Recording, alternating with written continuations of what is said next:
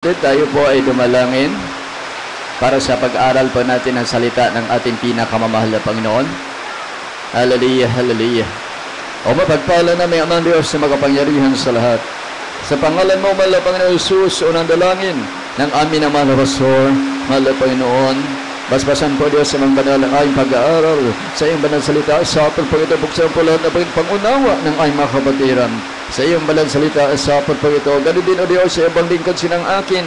Wala akong magagawa sa iyo, lamang ako umasa, mahal na Panginoon, na magkaroon sapat ng karunungan upang mangaral ng iyong banal salita. Sa apel po ito, Diyos, amang banal. Lagi pa yung pag-ibig at kapangyarihan o Diyos, ang iyong banal salita sa apel po ito. At sa lahat ng uri na gawa ng kaaway, sama-sama nabis na saway sa makapangyarihang pangalan ni Jesus. Hallelujah, hallelujah. In Jesus' name, praise the Lord. Purihin ang ating pinakamamahal na Panginoon at mga minamahal, marahil talagang mahirapan po tayo, mga kapatid, magparinigan sapagkat malakas ang ulan. Amen. Purihin ang ating dakilang Diyos at dito na lang po kayo sa harapan. Medyo hindi naabot ng ulan dito. Dito, lapit kayo dito. Hindi kayo mababasa. Okay, dito na, atas dito. Para hindi ka mabasa dyan.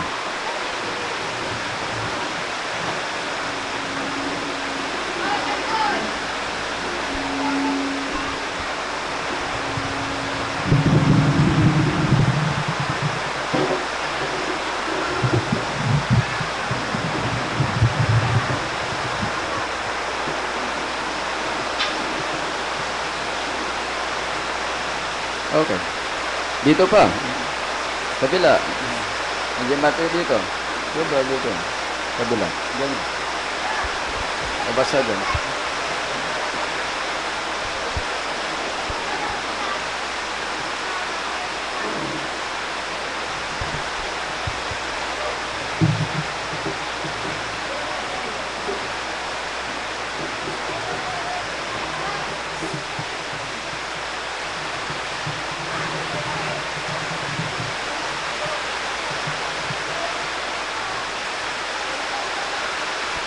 Okay, sige.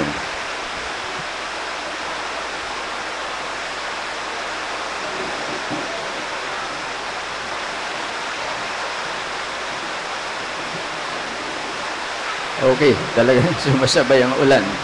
Purihin ang ating pinakamamahal na Panginoon. At mga kapatid, hindi po maging hadlang yan para hindi po natin malaman ang buong katotohanan. Purihin ang ating pinakamamahal na Panginoon.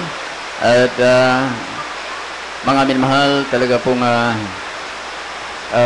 yung ating paglilingkod sa ating mahal na Panginoon, talaga pong sakripisyo. Sakripisyo talaga. Pero sa lahat ng ito, mga kapatid ko, sa ating pagtitiis o sakripisyo, mayroon pong mga pangako ang ating mahal na Panginoon sa atin. Ang lahat ng ating ginagawa nito, mga kapatid ko, ay hindi nasasayang. Sapagkat ang lahat ng ating pagtitiis at sakripisyo ay mayroon pong katapat na pangako ang ating mahal na Panginoon. Amen? Hindi lamang pangako, mga kapatid ko, na material na bagay, hindi material na kumukupas, mga kapatid ko, kundi ang pangako ng Diyos, mga kapatid ko, ay ang buhay na walang hanggan. Ang langit at buhay na walang hanggan. Higit pa ito sa ginto, higit pa sa pera ang pangako ng Diyos kung tayo po, mga kapatid, ay magtatagumpay po tayo sa ating paglilingkod sa ating pinakamamahal na Panginoon. Amen? Purihin ang ating pinakamamahal na Panginoon. Kaya ang sabi ng Biblia dito sa Hebreo 10:23, na ating ingatang matibay ang pakikilala ng ating pag-asa sapagkat tapat ang pangako ng ating pinakamamahal na Panginoon. Ang Diyos, mga kapatid ko, ay mayroon pong pangako sa atin, mga kapatid ko, at siya po hindi katulad ng tao pag nangako, sapagkat ang Diyos ay banal. Kapag ang Diyos ay nagsalita, mga kapatid ko, hindi po maaring hindi ito matutupad. Ang lahat dito, mga kapatid ko, ay magkaroon ng katuparan, subalit alinsunod sa ating pagsakripisyo at pagtitiis po natin pagsunod sa kalooban ng ating pinakamamahal na Panginoon. Kaya sa ngayon, mga kapatid ko, nakikita po natin yung ating sakripisyo na kahit maulan, mga kapatid, dito po tayo sapagkat inaasahan po natin yung tapat na pangako ng ating pinakamamahal na Panginoon. Sapagkat dito pa lang sa lupa, mga kapatid ko, kung tayo po, mga kapatid ko, ay susunod lamang sa kalooban ng Diyos, mga kapatid, pagpalain po tayo. Ingatan tayo ng Diyos, gagawin tayo ng ating mahal na Panginoon sa lahat ng oras, sa lahat ng panahon. Amen? Sapagkat ang ating panahon, mga kapatid ko, sa ngayon ay talagang mapanganib. Amen? Talagang ang Diablo ay kumikilos, mga kapatid ko, oras-oras kinakailan nating manalangin at makipag-ugnayan sa ating pinakamamahal na Panginoon, sapagkat walang ibang sekreto, mga kapatid ko, ng tunay na pagpapala, kundi ang ating pakipag-ugnayan ng tao sa puso sa ating pinakamamahal na Panginoon. Amen? Amen? Palapakan po natin ng ating pinakamamahal na Panginoon. Yan, sabi ng Roma 12:11-12, ang sabi na, huwag mga tamad sa pagsusumikap, maningas sa Espiritu, mapaglingkod sa Panginoon. Ang sabi ng Bible, mga kapatid ko, sa mga Roma, huwag mga tamad sa pagsusumikap, maningas sa Espiritu at mapaglingkod sa Panginoon. Kaya umulan, umaraw, bumagyo, mga kapatid ko, hindi po maging hadlang yan para hindi po natin mapaglingkuran ang ating pinakamamahal na Panginoon. Amen. Sapagkat sa Kanya lamang ang tamang sikrito, sa Kanya lamang ang tamang katugunan sa ating mga panalangin, mga kapatid ko. May sakit ka, may problema ka, may karamdaman ka, walang ibang kasagutan, kundi ang ating dagil pagpalang Diyos sa buhay lamang. Amen. Amen. Kaya ang sabi ito, mga galak sa pag-asa, mawatiisin sa kapighatian, at mapagtigain sa panalangin. Kaya yan ang ating buhay, mga kapatid ko. Maging masaya po tayo sa pag-asa na atin pong inaasahan sa ating pinakamamahal na Panginoon. Maging matyagain po tayo sa kapighatian, at maging matyaga po tayo sa ating mga panalangin. Amen. Araw-gabi, kinakailangan tayo po ay makipag-ugnayan sa ating pinakamamahal na Panginoon. Sapagkat ang ating panahon, mga kapatid ko, ay masyadong mapanganib. Amen. Sa ngayong panahon, talagang mapanganib ang buhay ng mga tao. Kaya mahalaga na tayo po ay nalukuban ng kapangyarihan ng ating pinakamamahal na Panginoon.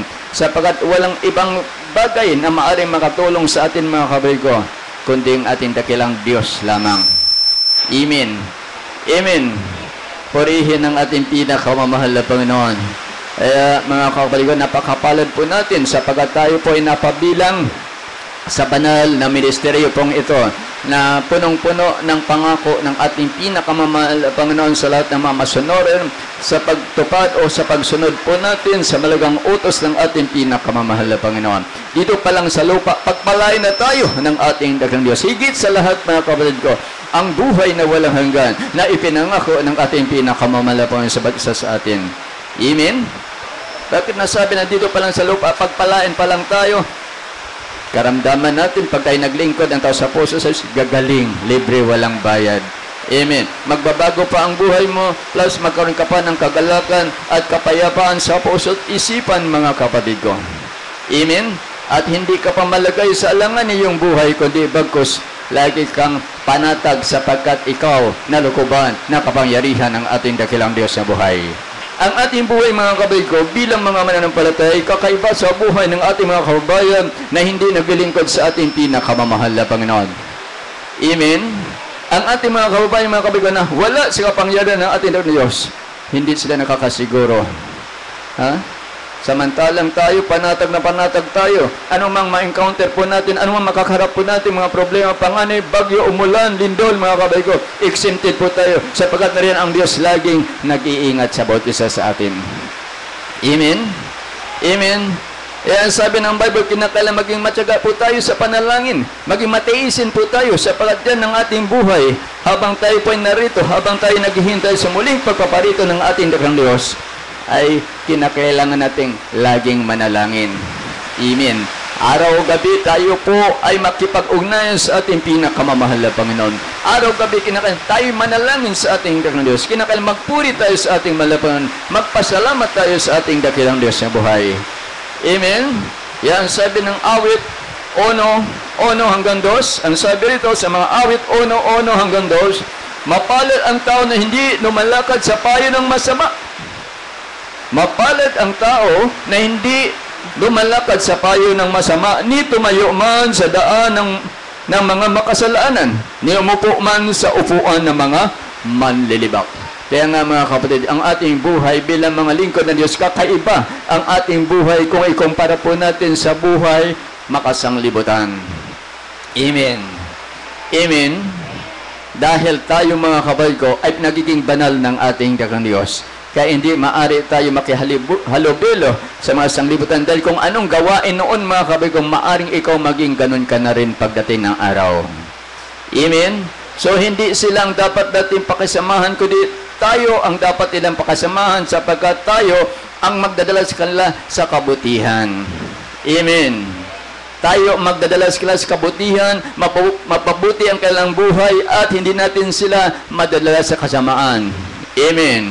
Tayo maging ehemplo, maging halimbawa, maging hubaran po tayo bilang mga tunay na mga mananampalataya. Palapakan po natin ang ating pinakamamahal na Panginoon. Sapagkat sabi rito, kundi ang kanyang kasiyahan ay nasa kautusan ng Panginoon. At sa kautusan niya, nagbulay-bulay siya araw at gabi. Kaya ang ating basihan mga kapatid ko, sa ating pamumuhay bilang mga Kristiyano ay ang salita ng Diyos, ang Biblia. Dito tayo bumabase mga kapatid ko kung anong klaseng pamumuhay ang nararapat sa atin bilang mga tunay na mga lingkod ng ating pinakamamahal na Panginoon. Amen.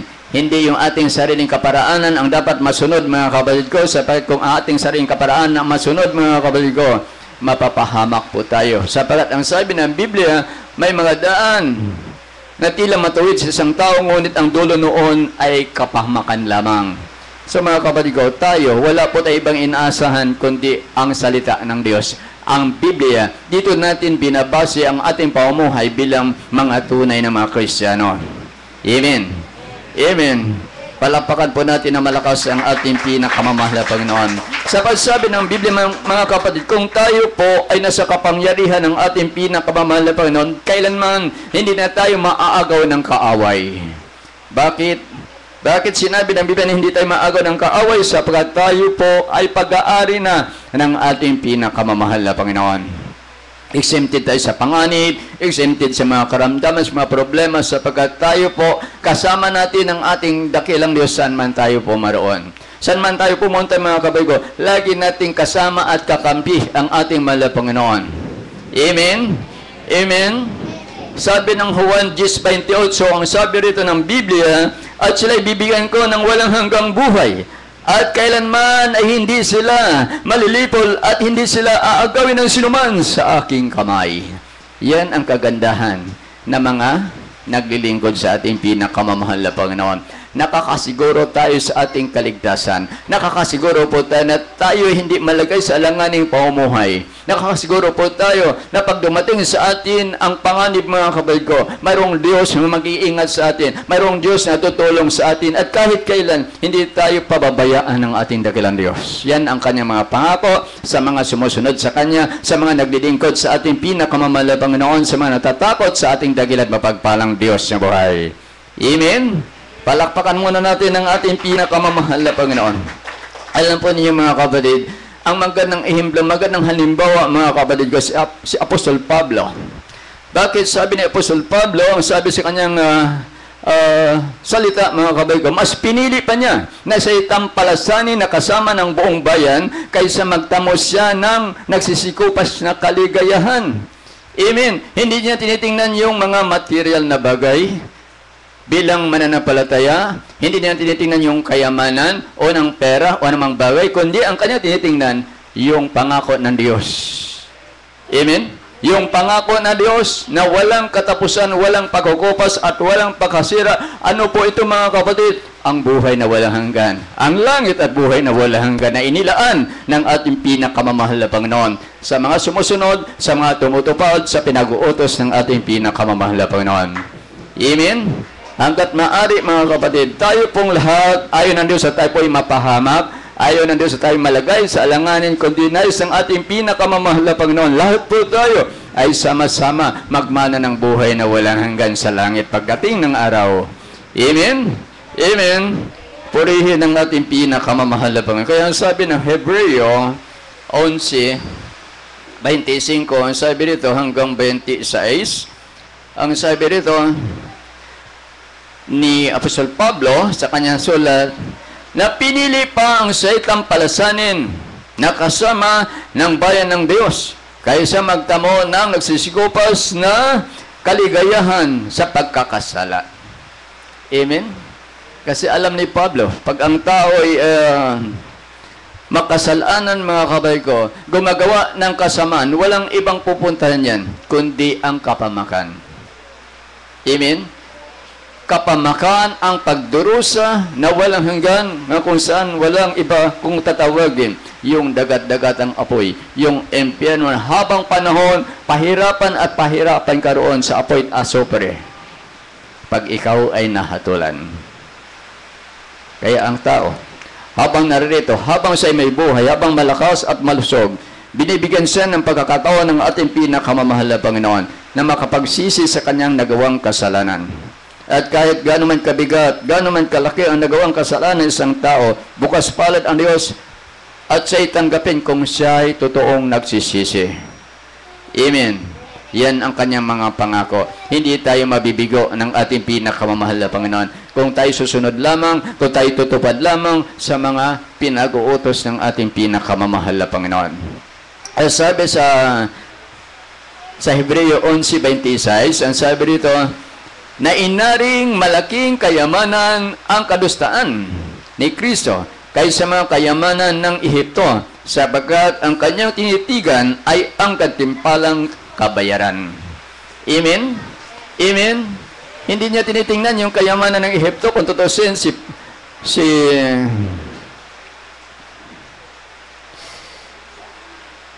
Pablo, mga ko, kung tutusin, mas mayaman. Marami silang salapi, maraming pera, hindi sila pinagkukulang, pero hindi niya nang tinitingnan, mga kapatid. Kundi yung kanyang tinitingnan, yung buhay na walang hanggan na pangako ng Diyos. Amen? Palakpakan muna natin ng ating pinakamamahal na Panginoon. Praise God. At sabi ng Biblia, mga mahal, ano pang kasunod na sinabi dito sa sulat Apostol Pablo sa mga taga-Korinto 4:18, ang sabi rito ng Biblia,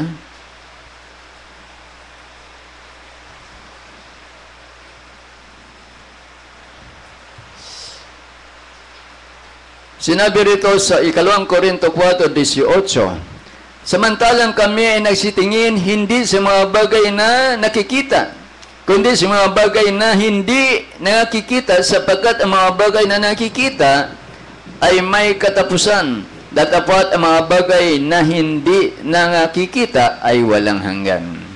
Amen. Ang bagay na hindi nakikita ay walang hanggan. Ano po ito, mga kapatid ko?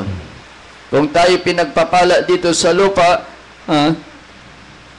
pinagyaman tayo ng ating mahal na Panginoon, pinagaling ang ating mga karamdaman, marami tayong ari-arian, may masasakyan po tayo, may magagandang bahay, mga kapatid ko. Praise God, hindi yan ang mahalagang pagpapala, mga kapatid. Amen? Dahil pagdating ng araw, lahat ng yan, hindi atin yan, iiwanan natin yan, mawawala yan. Isa lamang ang ating madadala, mga kapatid. Yung pangako ng Diyos, buhay na wala hanggan sa langit. Na kung saan, mga kapatid, ang kasiyahan na hindi mo pa naranasan dito sa lupa, mga mahal, doon sa langit, na pagdadalhan sa iyo ng ating malabang, doon po natin maranasan ang tunay na kaligayahan. Amen? Ang tunay na pagpapala ay buhay na walang hanggan, na kung saan doon wala ng problema, wala ng iyakan, wala ng karamdaman, wala ng paghirap. Ang lahat ng yan, mga kapatid, inilaan ng Diyos sa mga naglilingkod sa Kanya. Amen? Amen. Kaya't napakapalad po natin, mga kapatid ko, tayo po ay napabilang sa tunay na ministeryo ng ating mahal na Panginoon na punong-puno ng pagpapala, punong-puno ng biyaya, punong-puno ng pangako ng ating mahal na Panginoon sa mga masunurin. Ay ang sabi ng Biblia, tayo po kailanman hindi na tayo maagaw ng kaaway. Basta manatili lang tayo sa paglilingkod sa ating pinakamamahal na Panginoon. Sigurado ang buhay na walang hanggan. Sigurado ang kaligtasan. Ang tunay na kaligayahan, sigurado na makamtan po natin yung mga pangako ng ating pinakamamahal na Panginoon. Palakpakan po natin ang ating dakilang Diyos na buhay. Praise God, purihin ang ating pinakamamahal na Panginoon. Anong sabi ng huling talata sa unang Juan 2:25, sabi rito, at ito ang kanyang pangako na kanya ipinangako sa atin, ang buhay na walang hanggan. Yan, napakapalad po natin mga kapatid. Tayo pinangakuan ng Diyos ng buhay na walang hanggan. Habang tayo po narito sa lupa mga kapatid ko, ang sabi kayo na kinakailangan nating manalangin lagi. Maging matiisin po tayo sa kapighatian mga kapatid, sapagkat habang tayo po ay narito mga minamahal, marami po tayong mga kaaway. Marami tayong kaaway tayo ng mga karamdaman, problema, kahirapan, pag-usig, pagsubok sa buhay. Yan ang mga bagay na nakapaikot sa atin, maging hadlang sa ating pagkapag-ugnayan sa ating pinakamamahal na Panginoon. Subalit hindi yan magiging problema mga kapatid ko kung importante lamang sa buhay na isang mananampalataya mga kapatid ay tingnan lamang natin ang kabutihan ng Diyos at hindi ang tao. Hindi ang problema, hindi ang kahirapan, hindi ang pagsubok, hindi ang pag-usig. Huwag nating tingnan yan sapagkat ang mga bagay na yan, mayroon pong katapat na pangako ang ating pinakamamahal na Panginoon sa bawat isa sa atin. Praise God, purihin ang ating pinakamamahal na Panginoon. At napakabalad po natin mga kapatid ko sapagkat tayo po mga kapatid ko ay napabilang sa tunay na ministeryo ng ating pinakamamahal na Panginoon. Amen? Purihin ang ating dakilang Diyos na buhay at awitan po natin ang ating pinakamamahal na Panginoon. Praise God, purihin ang ating dakilang Diyos.